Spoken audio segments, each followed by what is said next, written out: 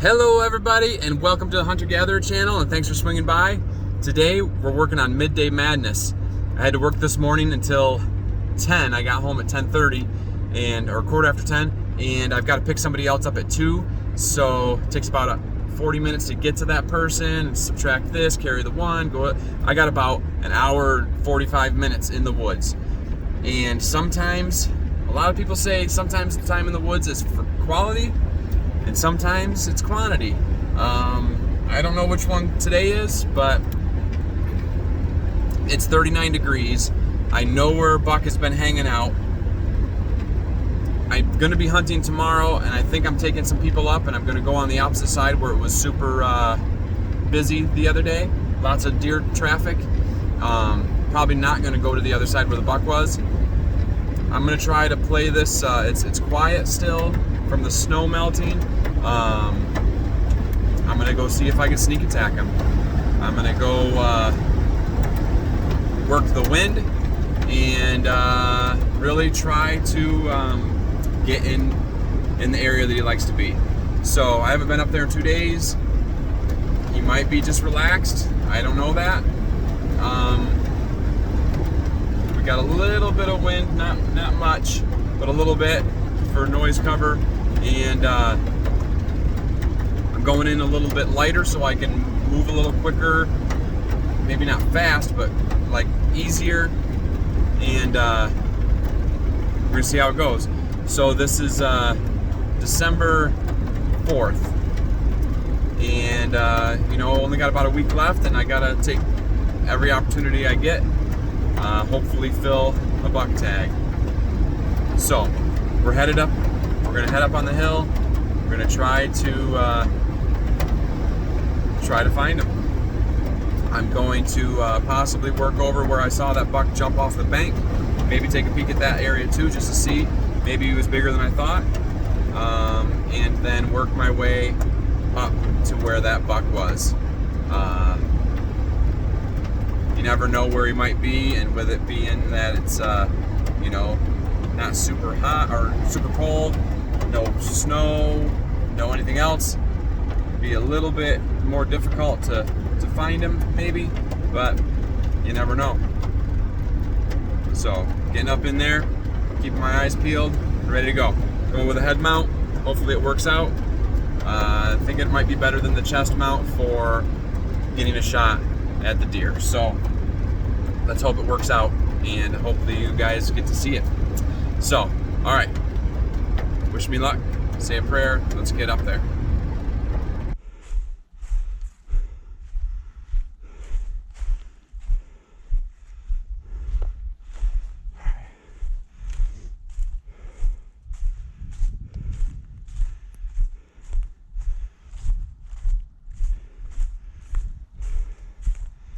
The leaves aren't real quiet. They're not super loud. They're still a little damp, the ones underneath, but the ones on top are getting pretty dry. So they have a little bit of noise to them. There's a little bit of wind cover, so that's helpful.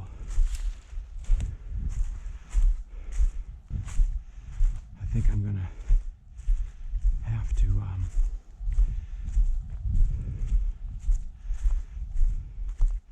stay close to the gullies like I did the other day to get over there. But once I'm over there, I think the wind's going to be headed uphill, and I'm going to come down, maybe down or across a little bit on him. But I'm really going to pay attention to those areas, just in case he's sitting around the same area trying to see me. Now, after I pushed him a little bit a couple days ago, he may not be back in this area. He might be somewhere else, laying low for a little bit until he gets pressured over there, and then he'll move back, or until he decides that he's gonna come back to his comfort zone, back to his lair, his area.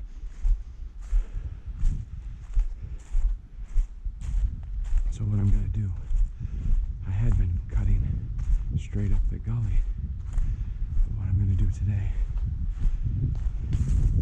is I'm going to go down in and up over where I had jumped that buck up while I was tracking him. See if I can see him bedded down and maybe get a shot on him. I mean, I obviously want to get this other one because we got a little bit of history now. Assuming that it's the one that I shot with my bow. I really feel like it is.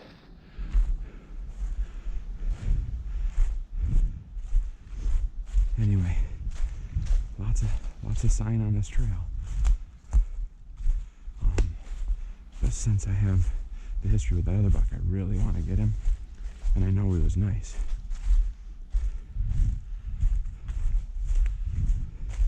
But if I can get an 8-pointer bigger, as wide as his ears, I'll be happy. And you know what? If it was the last day of muzzleloader season and it's like a 5-pointer, I might take it, even though that's not what my go-to is. I have settled in the past. You know what? Sometimes I've shot a spike because we needed the meat, and it is a lot. Hunting for me, a lot of it is about provision for the family. It's not always all about putting another skull on the wall or another shoulder mount on the wall. They're nice to look at and help you remember the hunt, but it's not what it's always all about. I'd be lying to you if I didn't say I like to shoot the big ones. But I like to feed my family even more. So it's time to start focusing now. I mean, I was focusing before, but now we're right in the living room. I don't know how many of you guys have seen the turkey hunts or whatever, but this was my main area for turkey season. Well, at least where I shot my 2 turkeys up on this hill. I started up on the other hill, and then I'd move my way over here. When I heard him gobbling, I'm like, dang it, move again. So, and that buck that I jumped the other day was over here on the bank.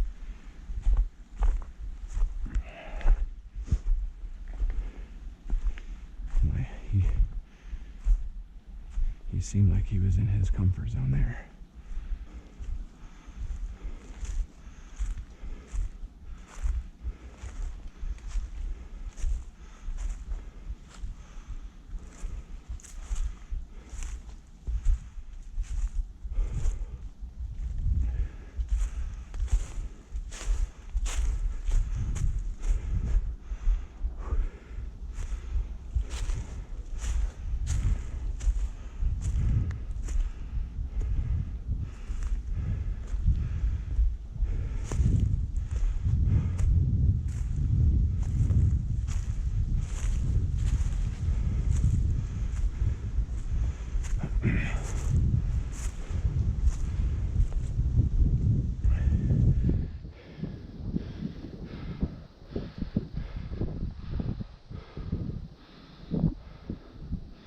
That buck was spotted right over here the other day that I jumped. That's a good spot for him because there's 2 different. There's this hill and there's that hill. That wind was whipping pretty hard.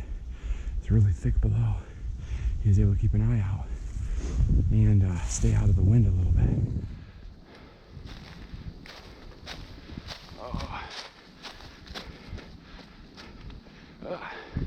Get my butt up these hills. Whew. Feel the burn, baby.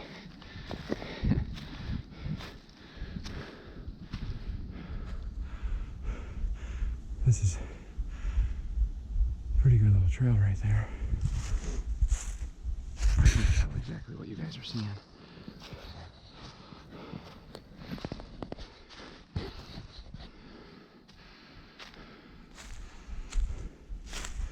I've only worn this head harness a couple times fishing. And the one time I thought I had it turned on and I had turned it off. Caught a nice trout. You guys didn't even see it.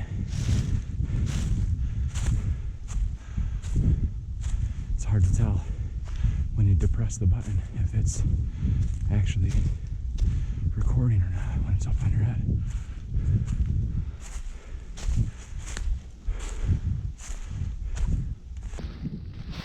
So tomorrow, the game plan is to bring my buddy Jeremy and his son Landon. You guys have met Landon during turkey season, Lessons with Landon. So we might do another installment of Lessons with Landon tomorrow. They both have doe tags. So hopefully it'll be Lessons with Landon, how to field dress a deer, how to fill out your deer tag, stuff like that. It'll be pretty sweet.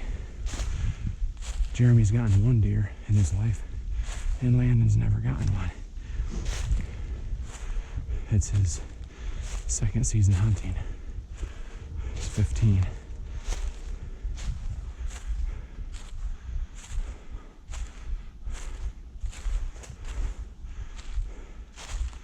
I'm gonna work this right up to where I hunted the turkeys. Then I'm gonna cut across and look down in the basin. And we'll keep working my way across this side and pop up by the oak flats. It's kind of thick up here. It's a good bedding area for a nice buck up on top of this knob. Or for doe, which I'm sure we might run into something. I'm not going to go up in as far because I'm going to take those guys tomorrow. I just don't want to put a lot of scent down.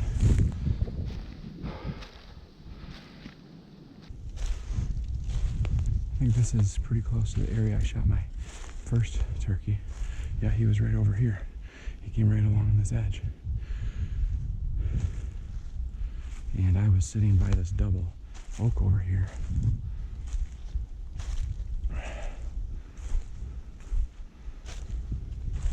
That one right there, I think. No, I don't know. I don't know if that's it. I think it was a triple, like a triple oak. And it was kind of in the wide open, but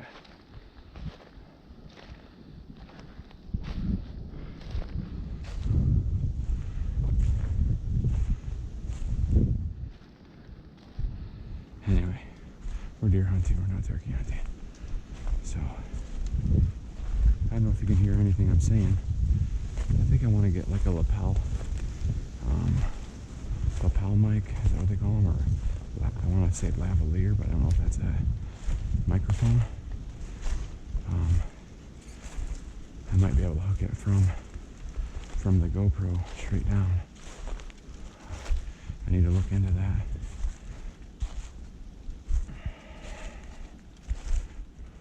I think some people do like external sound and record it and then dub them just to get better audio.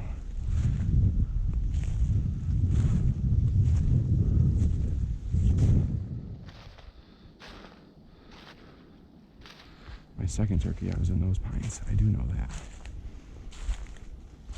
I'm trying not to move my head too fast, make everybody dizzy. So my wind is kind of blowing up over. There's a bunch of oaks down in this area, little spot, and that's where I sat a couple of times during archery. And I had those doe come up behind me real fast and busted me.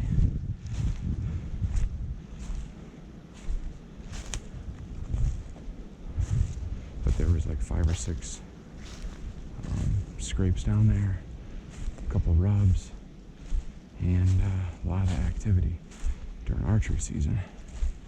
And they do go down there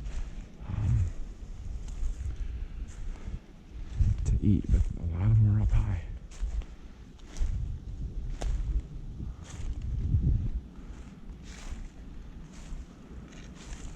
There's a pretty good ground blind right there on that tree.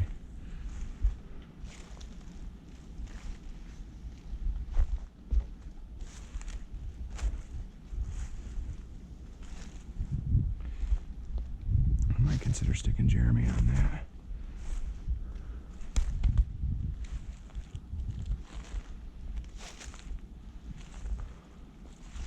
So when I bring Jeremy and Landon up tomorrow,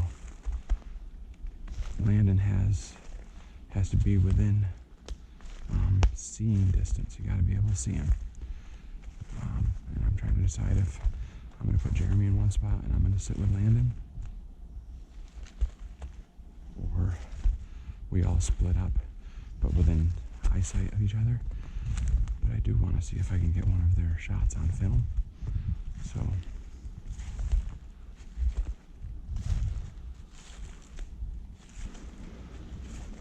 it's 11:20. I got a little over an hour before I want to start headed out. I should have a pretty good amount of time. I gotta drop down over here and then get my way. This is the point down at the bottom of the oak flats. So I want to just stay on that edge. There's a draw that comes between. I don't know if you see it right there behind that maple. That draw. There's a spot over here. That's state 2, and it kind of comes at an angle. Just stay on the edge of this, work my way up above the oak flats, keep going up, drop across that draw, and across another one, and then stay on that edge.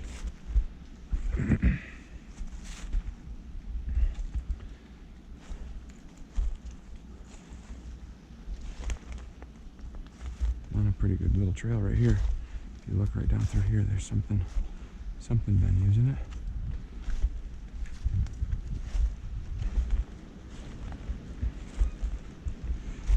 I put my back tag on my vest, took it off my backpack, and my pen isn't in my back tag. I don't know if I lost it in the woods or if I lost it in the house. So I gotta do some searching for that. That's frustrating. There's a set of my tracks coming up over from a couple days ago, still in the snow.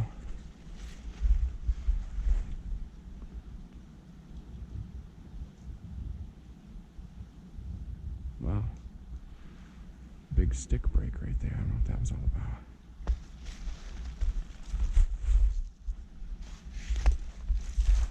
Maybe I just rolled something over to Casey. Maybe we'll hear a shot in a little bit. That'd be cool.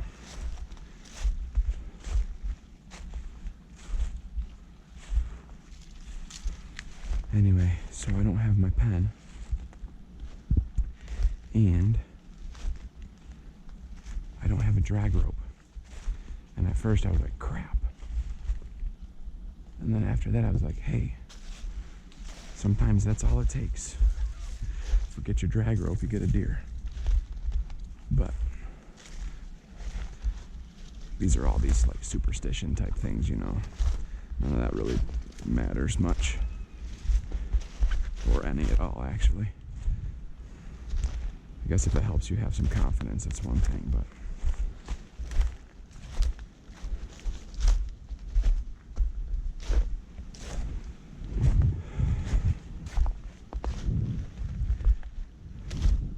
anyway, I don't really have to have the pen. I can just cut the notches out with my knife, so that's fine. And that drag rope, don't really need that either. I got antlers to grab onto to drag them with, and to be honest with you, if I get one, more than likely I'm not dragging them far. And I'll come back later after work to get him with a four-wheeler, I think. Just hopefully the coyotes don't find him first.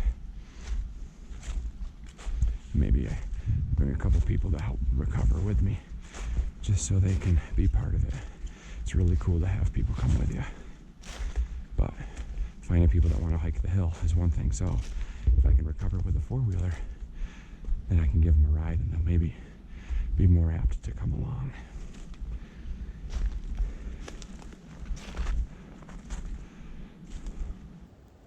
How are you guys liking this head mount? I don't know how it looks yet. I'll see when I get to the editing process, but I don't mind it. I like that that I'm lighter weight right now. Anyway, when I get back to the hunt, I just need to check on Onyx, exactly where I'm positioned right now. I think I'm a couple hundred yards over still. Wind is blowing up over the hill.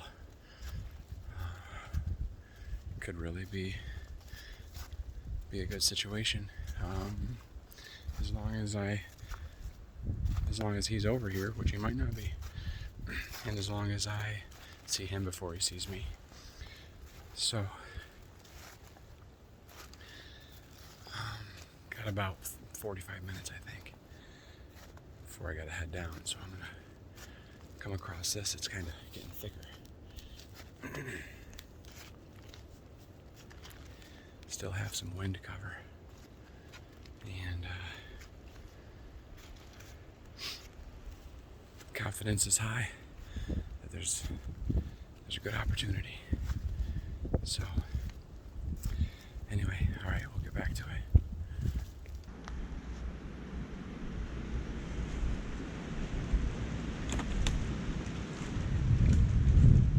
There goes a deer. 1, 2, 3, 4. Doe right on that bank. Dang it. That's not a good thing.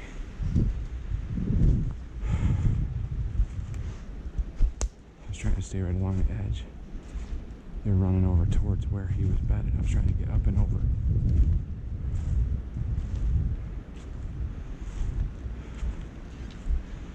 So I'm going to try to cut straight across. If he's over here, I'm like right level with him.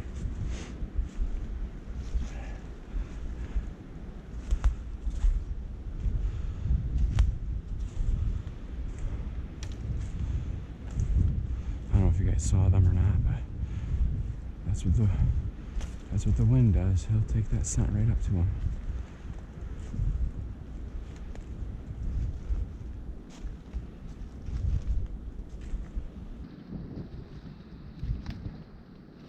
That's all it takes is one change in wind direction.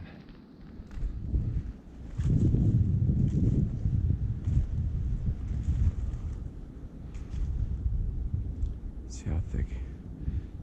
Lots of high stem count trees in here. Trying to pick apart the woods a little bit.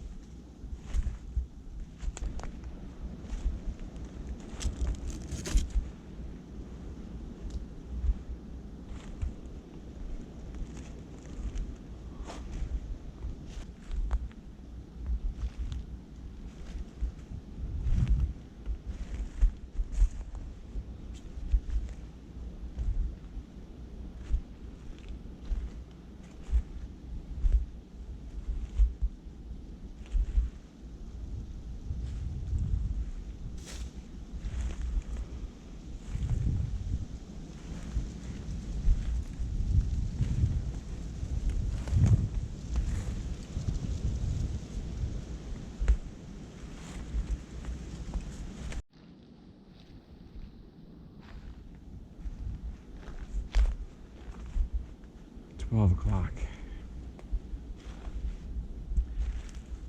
My game plan is I'm going to drop straight down through here and go down on the edge of the gully and work my way back to the Jeep.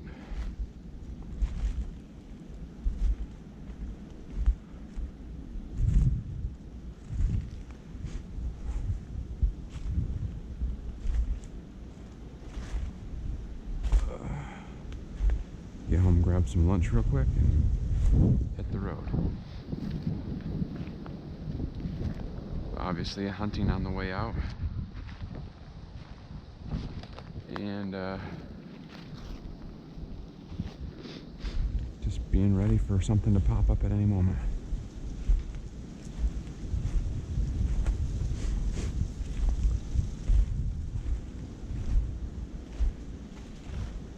See, something came through here. Maybe I should move the trail cam just a little bit. Here's a trail cam. I've got it on those rubs, but they're pretty much done with them now. I just thought maybe some buck might come through a little frustrated about something and hit him once or twice. I could get a peek at him, but there's the camera. I don't know if I saw it flash or not. Maybe it didn't take any pictures. Well, who knows? Not too worried about it. All right.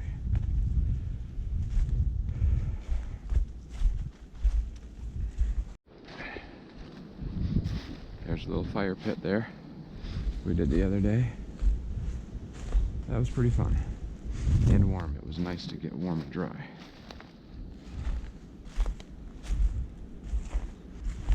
It's kind of nice to have a spot that really not very many other people hunt. But if I could get a couple other people to come up once in a while, it might be more productive. Or at least we see a harvest here or there, you know. You guys got to be getting bored of the hikes through the woods.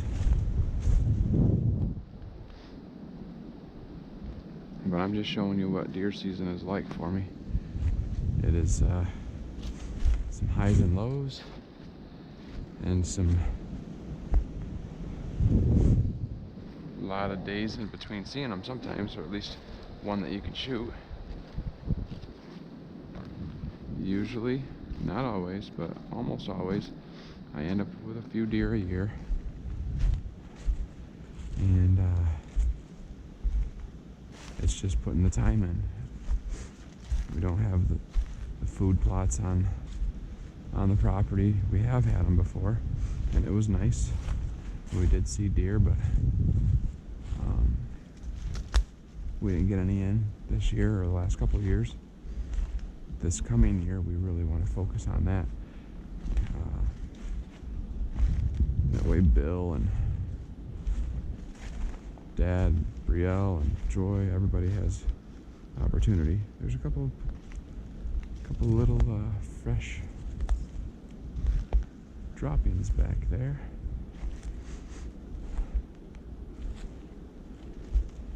Anyways, I'd really like it if we could just set those guys in a stand somewhere and just wait for them to come out and eat. But it'll only happen so many times before they get smart to it. So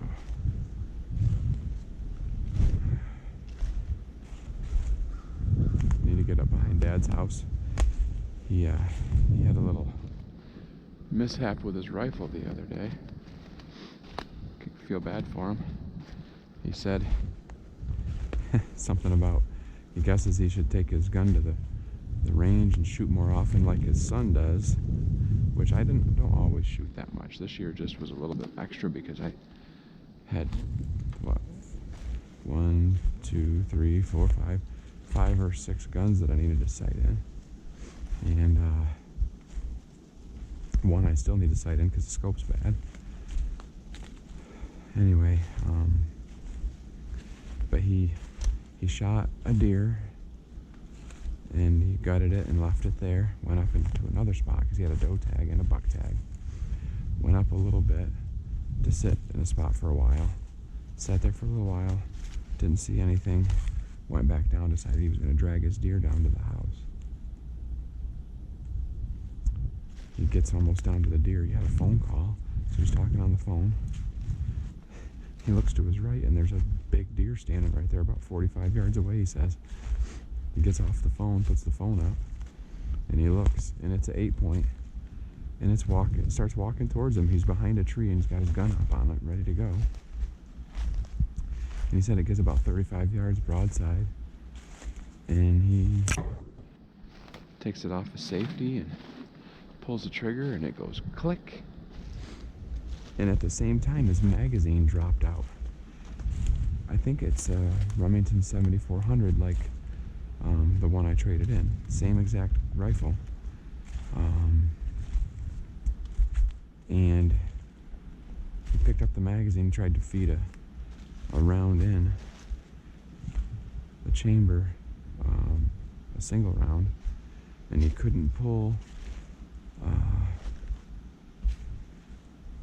He couldn't pull the bolt back. It was jammed forward.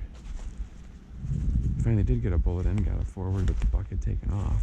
He blatted to it a couple times, and he wasn't sure if it was going to come back, so he sat there for a little bit, and then it didn't come back, so then he couldn't get the bolt back again. He couldn't get the round out. He could only get it back halfway.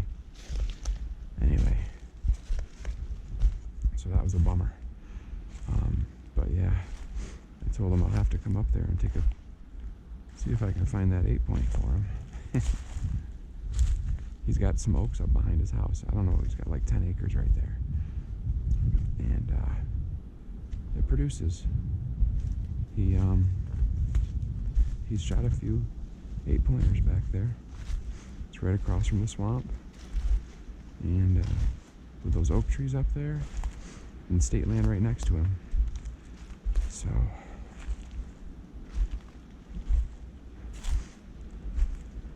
anyway, I'm coming down on this, down to this point from where I've been sitting, trying to get that big buck. And my daughter and I came down through here one day, about 7 years ago maybe. And as soon as we stepped over this crest, this big, huge buck took off. He was bedded right on the bank. And this is where I came up over a couple days ago, and there's some oaks down on this point, and they had been really working them.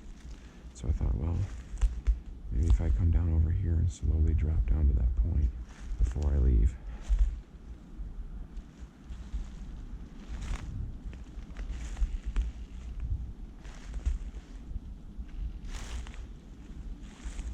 There it is. I thought it was a deer standing there.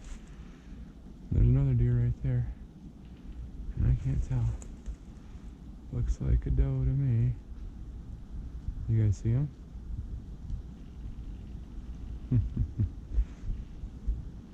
Too bad I don't have a doe tag, girl.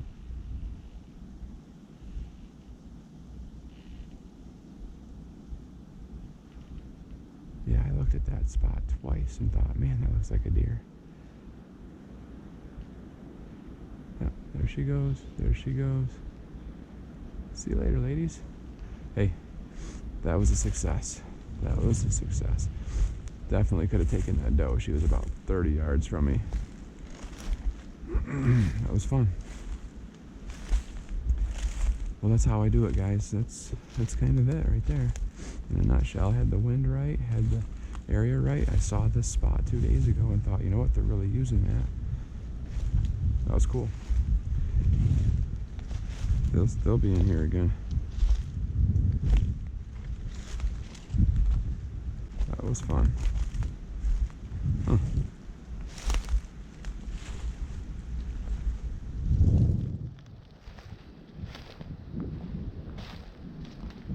Too bad there wasn't antlers on that one. Man, that'd have been the ticket. Yeah, they were right here just eating away. Check this out. Got something to show you. Looks like there might be a bed right there. They're really hitting this spot pretty good. What do you think about these trees right here?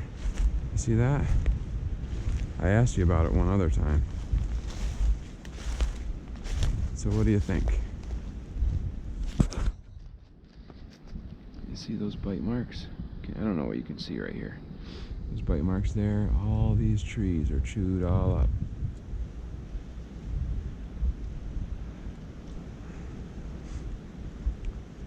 I'm going with porcupine. It's pretty neat. Hopefully the trees withstand it.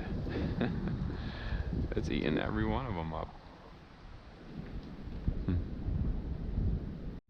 Those doe probably ran down over the bank over here. I'm gonna come over here across this. That's the main gully. They probably ran down over and right up the other side, which is fine with me. I would hope that that's what they did instead of coming across. I'm gonna come across this spot, and I see deer in here once in a while. You've been through here a couple times. Actually, we walked across this way on the way in the other day with the snow on. I think. It's been a lot of things that we've done, so I don't know which one it is. Anyway, this is where I told you I jumped a 10 point.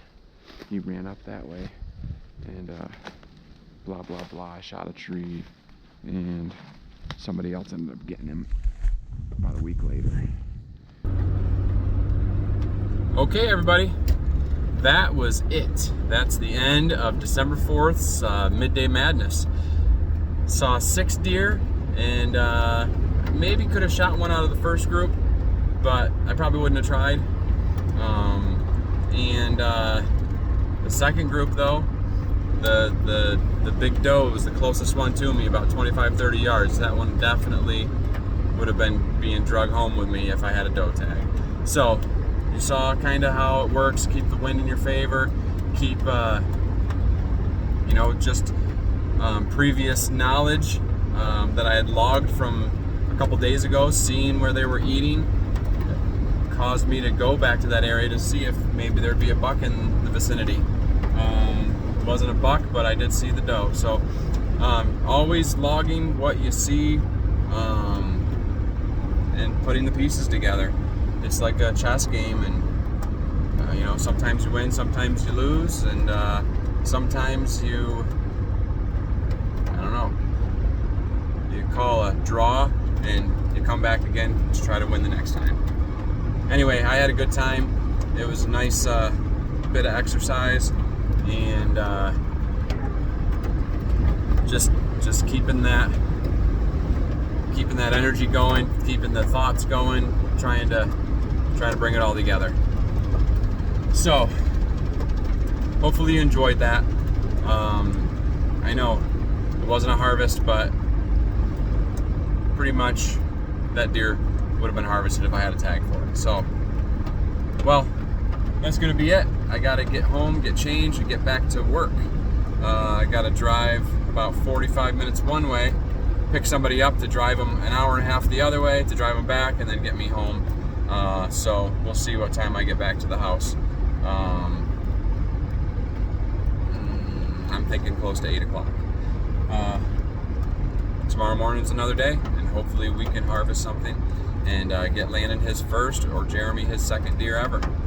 All right, that's it. If you haven't yet, if you could subscribe, that'd be awesome. We're creeping up to 170.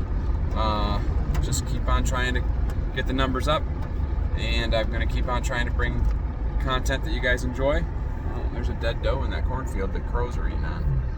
Focus. Okay. I'll keep trying to bring stuff for you guys. Hopefully you're enjoying what you've seen. All right, well, that's it. Like, share, subscribe, comment below. We love them. And that's it. Hey, we love you guys. Truly do. Hopefully you had a good Thanksgiving. Hopefully you're getting prepped for Christmas. And hopefully you'll have an amazing Christmas. All right, we love you. God loves you, and we will see you on the next one. See you later. All right, Brielle just said, why aren't we recording this, Dad? We got the production crew going in the kitchen. Brenna is the vacuum sealer. Brielle is running the grinder. I'm packaging or filling packages up. And Joy is the supervisor. She made the initial bags. Anyway, let's turn this thing around. Ground venison. Doing 2 pounds per package. Brielle's got the grinder going. Joy's gonna be like, my kitchen's a mess, but that's just the way it is. Got the grinder going. We have the smaller hole on there. We're running the KitchenAid at 6 speed. We got this grinder A couple years ago, it's a stainless steel, and we had a plastic one, and something broke on it, so we went that route. Here's Brenna in the vacuum seal mode. 2-pound packages. She's doing a great job getting all that air out of there. So, that's the one. So that's the production. We do a lot of ground venison. Tonight we had, what was it called? Impossible cheeseburger casserole or something like that. Brielle made it, actually. It's really good. It's some ground venison browned, and then some, what do you call it, Brielle? How'd you use that? How'd you make that casserole? You used Bisquick. On the bottom, put meat on again, and then put more on the top? I don't know. If you guys want to know, put it in the comments, and maybe we'll make it on one of Joy's videos. So, but right now we're doing 2 pounds per package because we, usually if we do tacos or whatever, you just have 2 pounds of ground venison and go for it. Sometimes we do 1.5 pounds, sometimes we do just 1 pound, but lately we've been doing 2. So, that's the venison production line, and we got to get back to work because these girls have school in the morning. And it's, what time is it? 8:36. 8:36. We'll be done in a little while. This is what we ended up with from tonight's processing. We have 12 packages of 2-pounders. So that's 24 pounds of ground venison. And we have these packages here of large muscle groups. I don't know what the names of them are. In the hind quarter. And these will be jerky, and maybe you guys will see that someday in the future. Brielle wanted a lot of her deer to be jerky, so this is from her deer and Joy's hind quarters for jerky for after deer season. Usually after New Year's, we'll get that meat out and thaw it, slice it up, and put it in a brine, and then put it in the dehydrator. So that's what we have from these deer. The back straps, the inner loins, and I guess that's it for steaks, and then the rest is ground. All right. That's that.